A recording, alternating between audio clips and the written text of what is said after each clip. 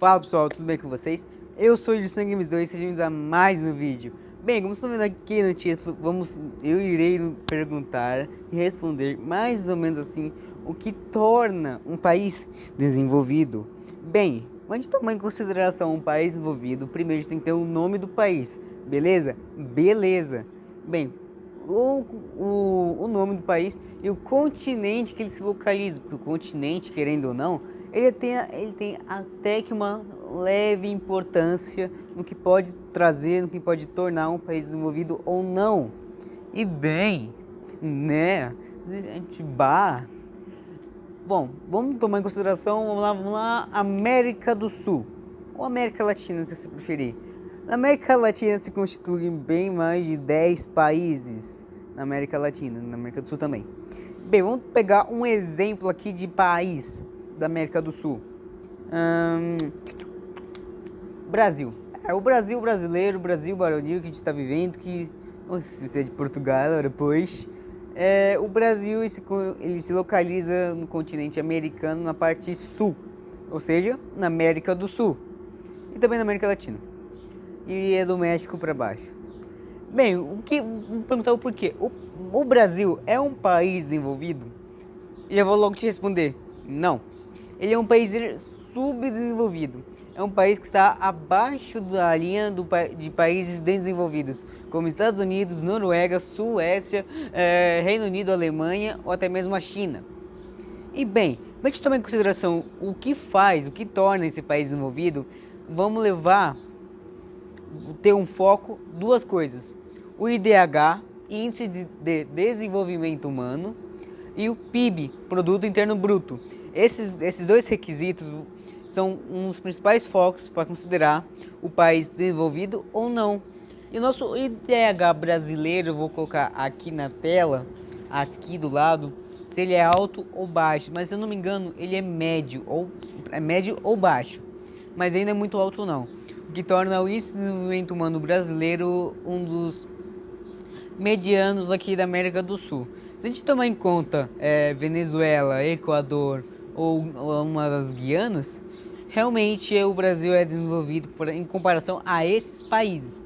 Mas se a gente for tomar em consideração o Chile de 6 ou 7 meses atrás, sim, o Chile é um país desenvolvido, não no papel falando que ele é desenvolvido, mas ele é considerado desenvolvido.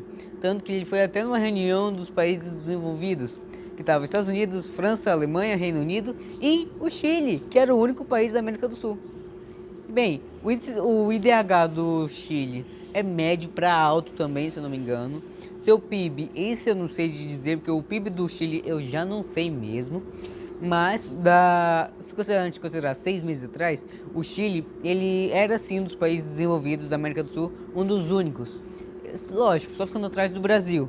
Mas tem em torno de alguns anos, sem contar as revoluções que está acontecendo no Chile, o Chile iria ultrapassar a economia brasileira e se tornar um país desenvolvido da América Latina, o mais desenvolvido.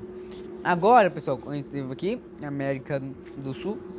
Na América Latina, praticamente quase nenhum país é desenvolvido, se eu não me engano.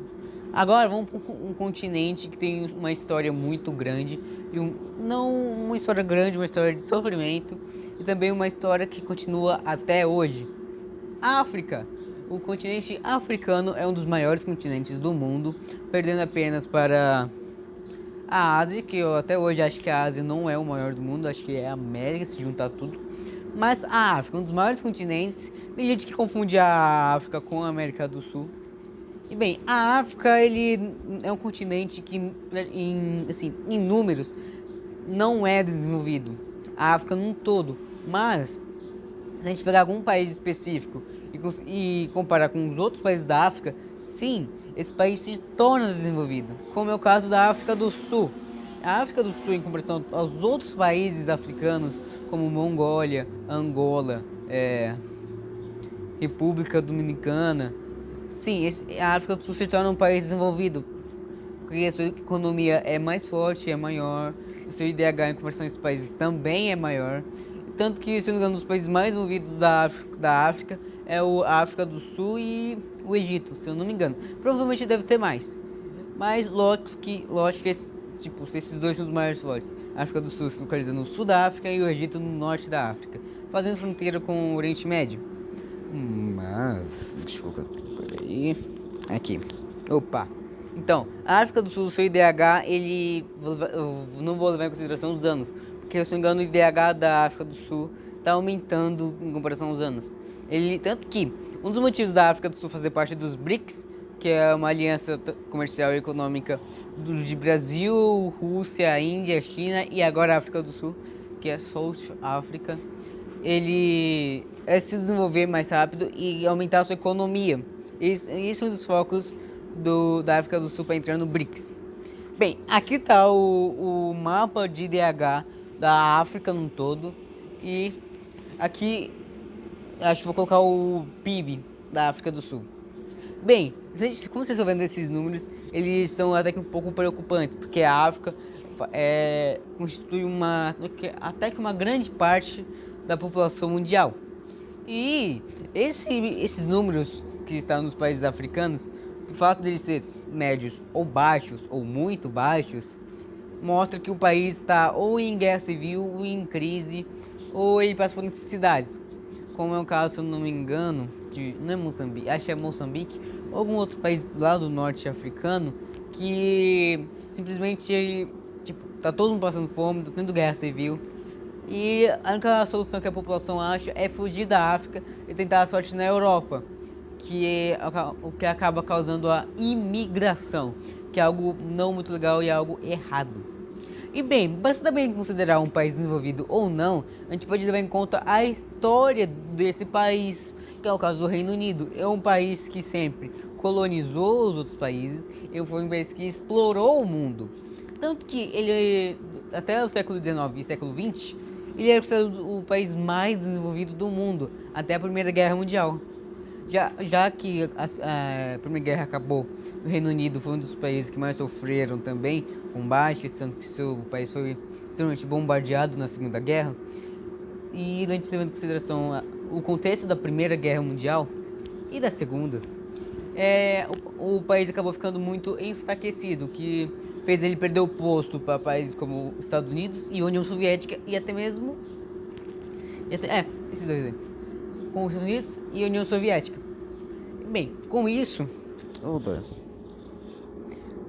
a gente pode considerar altamente o Reino Unido desenvolvido. Sim, um país extremamente desenvolvido, pois lá tem a monarquia, que é um símbolo de riqueza. A gente pode considerar um símbolo de riqueza, o monarca. Lógico, o monarca tem que ser rico. No caso, a Espanha e o Reino Unido são países desenvolvidos. Mas, o Reino Unido, lógico, ele pegou o ouro de Portugal, que Portugal pegou do Brasil. Ele explorou outros países como Austrália, Canadá, Índia, África do Sul, outros países. E levando esse contexto em mente, o Reino Unido acaba se tornando um país desenvolvido por conta da sua história, posição geográfica, seu passado, que é a história, e provavelmente o seu IDH e PIB. Porque o IDH do Reino Unido e seu PIB são dos maiores da Europa, ficando atrás apenas da Noruega, que é simplesmente o maior IDH de toda a Europa, que torna isso muito bom. Lógico que tem outros países da Europa que também são desenvolvidos, não só o Reino Unido e a Noruega em questão, que é o caso da Alemanha, Rússia, França, Bélgica, Luxemburgo e Holanda, são os tipos de países extremamente desenvolvidos. Lógico que tem outros, não vou ficar citando nomes aqui, porque tem mais de 37 países na Europa, se eu não me engano. O único país que é preocupante, que o IDH dele é comparável com o IDH latino-americano, é Moldávia, que é o país menos desenvolvido da Europa. Tem gente que fala que é o país mais pobre da Europa. Ele sofreu lógico, com a antiga União Soviética, ele teve a separação do seu estado, que se tornou um país comunista, e Moldávia continuou lá normal, mas acabou tendo sua economia atingida. Moldávia não é um país desenvolvido, ele pede até para Grécia, que está sempre em crise. Mamma mia. E bem, lógico, se a gente for levar em consideração também, a gente tem que contar sobre a Rússia e a China. A Rússia é curioso porque é um país desenvolvido, mas com histórico já de desenvolvimento do século XX, mas com histórico também de pobreza do século XIX, que é o caso do Império Russo.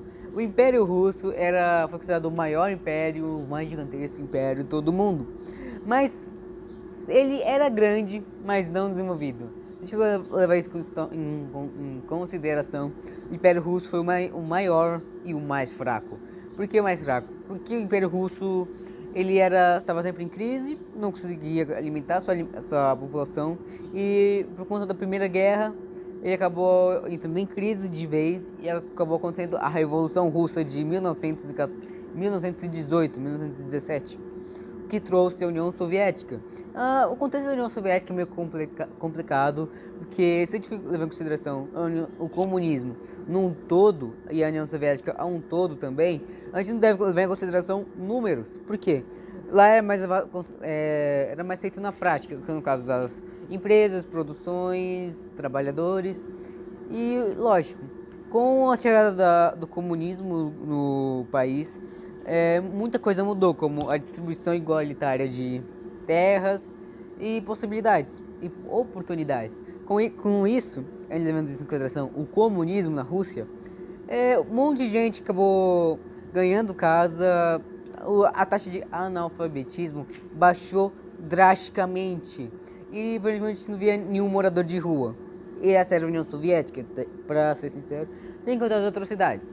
Mas o IDH da União Soviética, se eu não me engano, leva em consideração 3 números: alto, médio ou baixo. Porque, lógico, como a gente estava falando de um país comunista, a gente não vai levar em consideração muito os números do país, porque sempre é mudado ou é taxado, modificado esses números.